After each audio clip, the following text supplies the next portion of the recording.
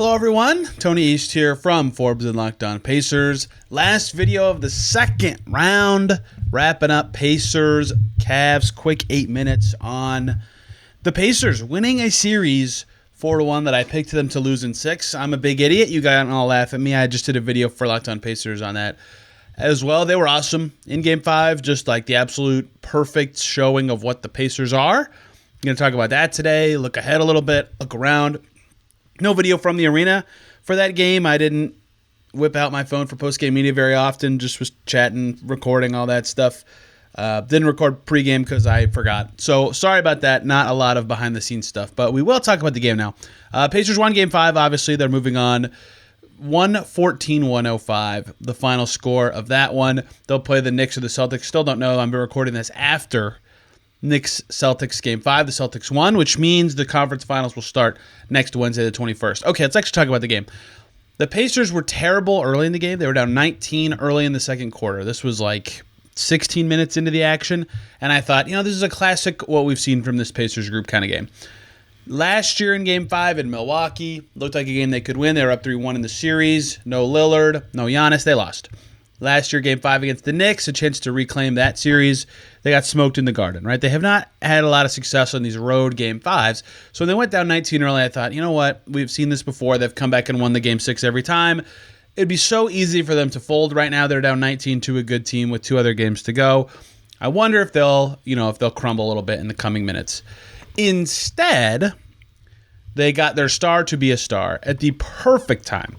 I believe the score was 44-25. When the Cavs lead apexed. And that is exactly right. 8:10 to go in the second quarter when that happened.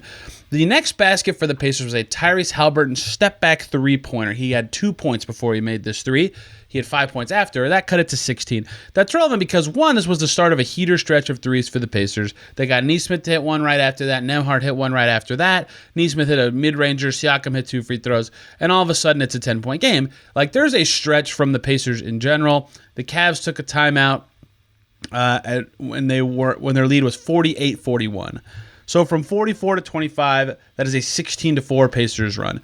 And the basket right before the Cavs timeout was another Tyrese Haliburton deep three, 31-footer to make it 41-48. That was his second three in a row. Those 4:37 to go. They're right back in it. So Haliburton's hit 2 threes. Keep that in mind because they come out of the timeout.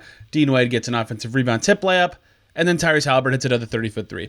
And then Darius Garland hits a lip. And then Tyrese Haliburton hits another 30-foot three. So he's now hit 4 threes in a row. 3 of them were 30 feet or deeper. And it's a 5-point game because they're trading threes for 2s.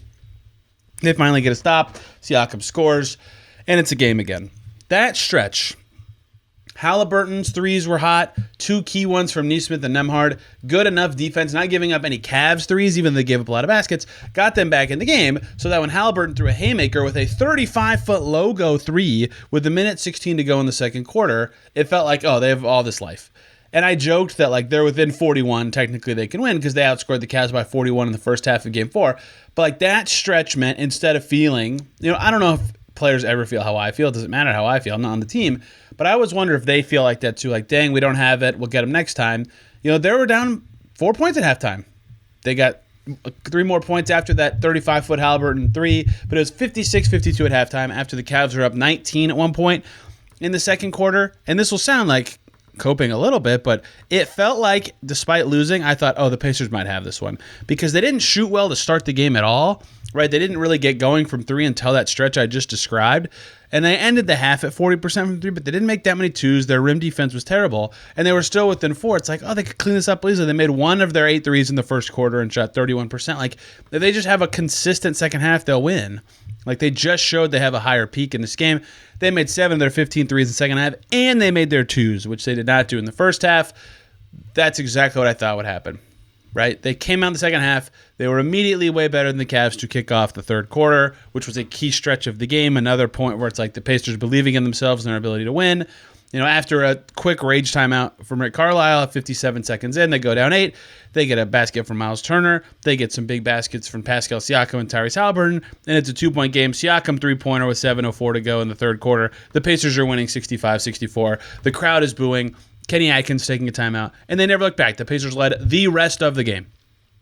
Only made possible because of that flurry in the second quarter from Tyrese Haliburton to keep him in it. If he makes 2 of those 5 threes, which is a very reasonable number of threes to hit in 5 attempts for any NBA player, that's 9 less points, and the Pacers are down 13 at halftime.